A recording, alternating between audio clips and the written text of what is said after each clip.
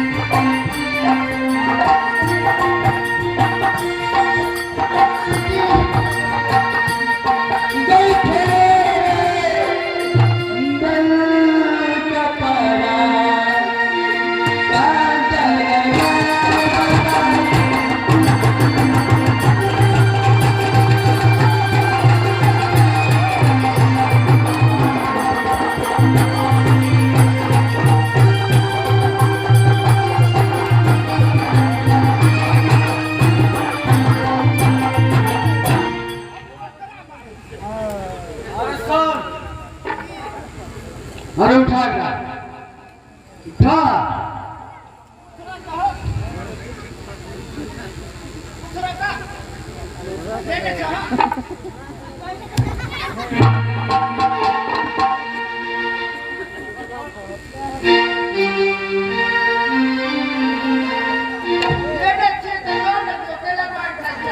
भैया कि हमें मेरा सामान नहीं भैया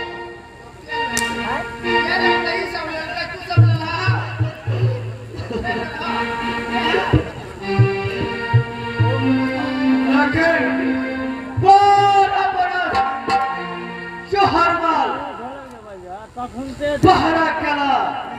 कुत्ता तकले भूत चौका कोता अरे हाथी खाती अरे घर में चोरी भागल बता अरे उठा मार अरे बाबा तिरगा चंदन दुर्गा राजा राजा कंट्रोल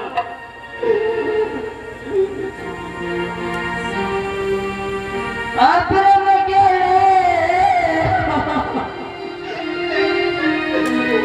चंदन भैया आता हो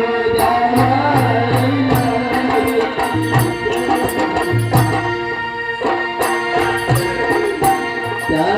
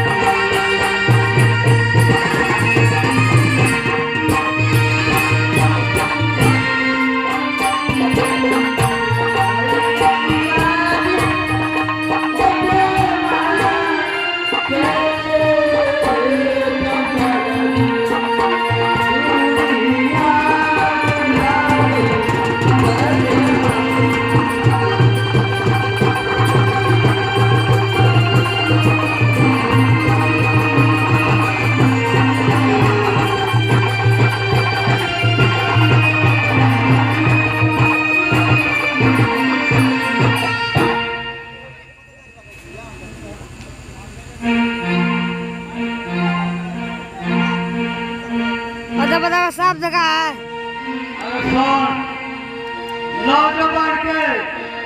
काला का चल में फांसी के फंदा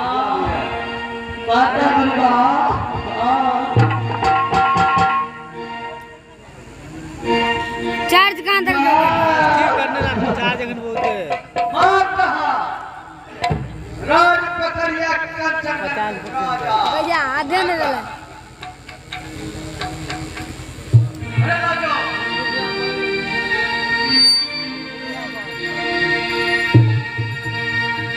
क्या होता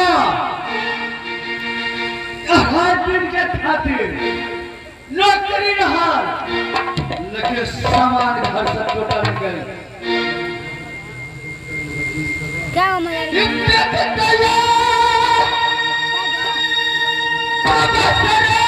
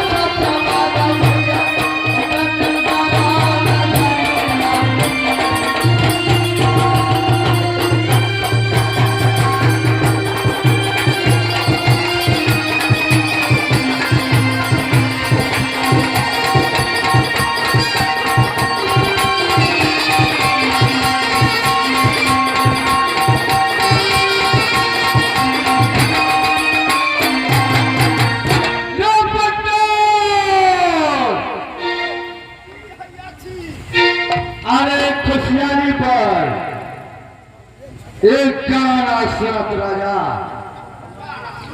अरे हाँ अरे खुशियाली जे खुशियाली रखल चोर धरा गेल छै चोर मोर सब है हाजिर है हमरा त गाना बारी बजा पड़े अरे नहीं बता ना बोला के इतना विशेष